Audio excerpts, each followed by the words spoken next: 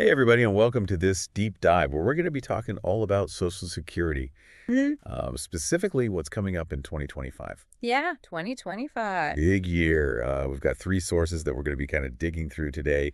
We've got a general explainer on Social Security credits. Yes. We have an article that highlights two key changes that are coming in 2025. Uh-huh. And we've got a news piece that's really focused on the full retirement age shift. Yeah, So our mission today is to not only help you understand what is changing, right.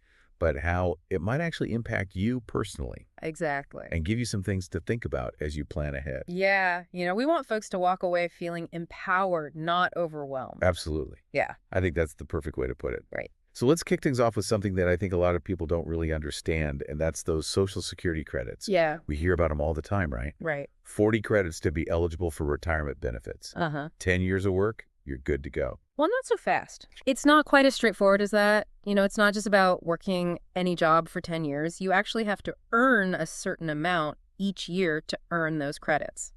So there is a catch. There is a catch. How much do we have to earn to make sure that we're getting all of our credits for the year? So in 2024, you need to earn at least $6,920 Okay. to earn all 4 credits for the year. That breaks down to about $730 per credit. Got it. But here's the thing.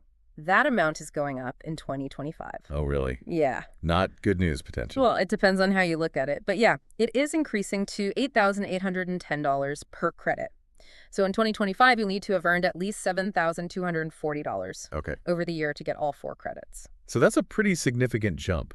Why is that happening? Well, it's all tied to the fact that the amount needed to earn a credit is adjusted each year based on average wages across the country. So it's indexed, which means that the amount you need to earn to qualify for these benefits is going up each year. So what does that actually mean for someone listening right now who maybe isn't making a ton of money every year? Yeah, well, it could mean folks with lower incomes might have to work a bit longer to hit those 40 credits. Right?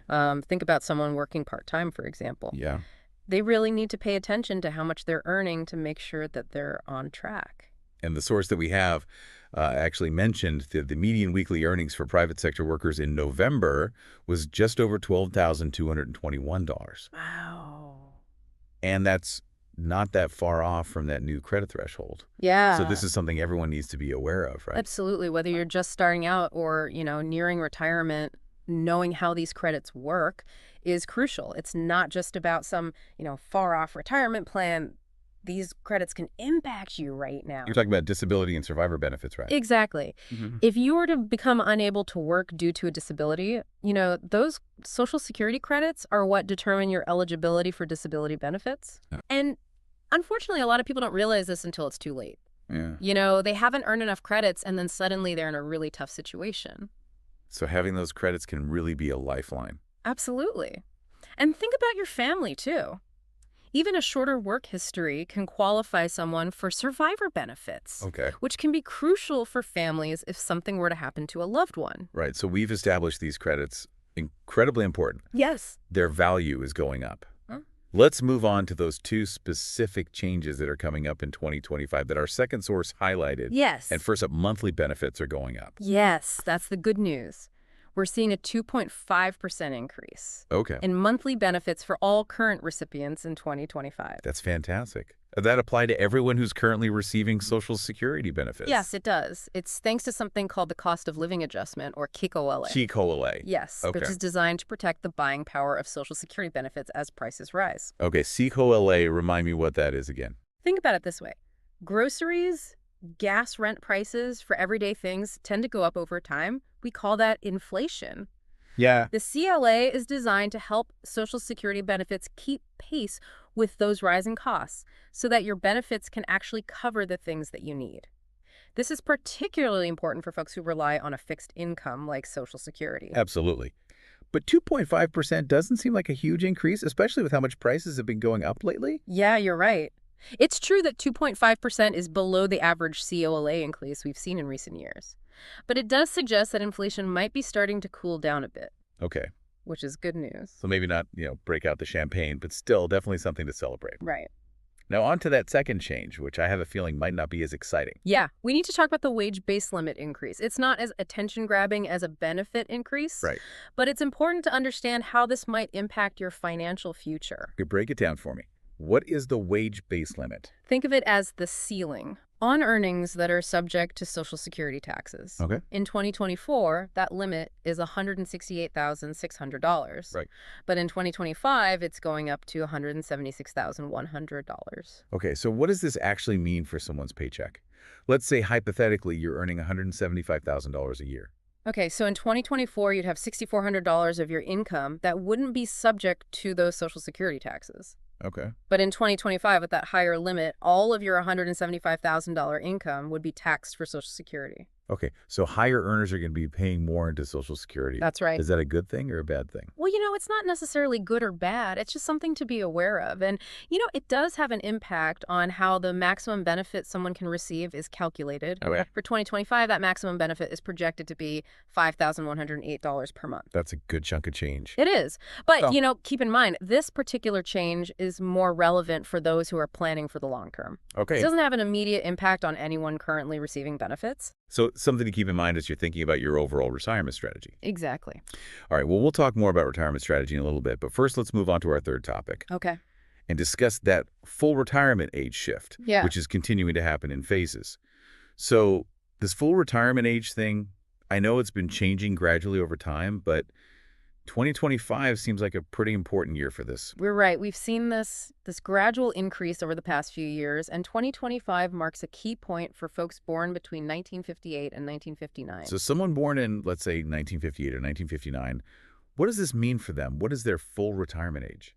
For those born from January 1st to May 1st, 1958, their full retirement age is 66 years and 8 months. And for those born from May 2nd, 1958 through February 28, 1959, it's 66 years and 10 months. And what about for anyone born in 1960 or later? For those folks, the full retirement age jumps to 67. Okay, I'm tracking. Yeah. So we've got this full retirement age. Does that mean you absolutely has VE to retire when you hit that age? No, not at all. It's really more about when you can claim 100% of your earned benefits. Okay, so what happens if you decide to claim Social Security benefits before you reach that full retirement age? Well, you can actually start claiming as early as age 62, but there's a trade-off. Your monthly benefit amount will be permanently reduced. Oh, interesting. Yeah.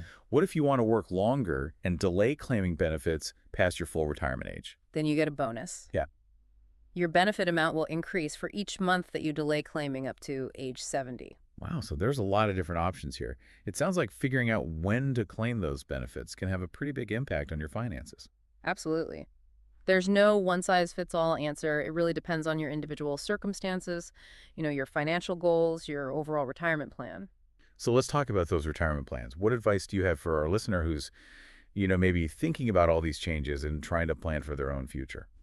Thinking about your Social Security strategy early on, even if retirement feels far away, is really important.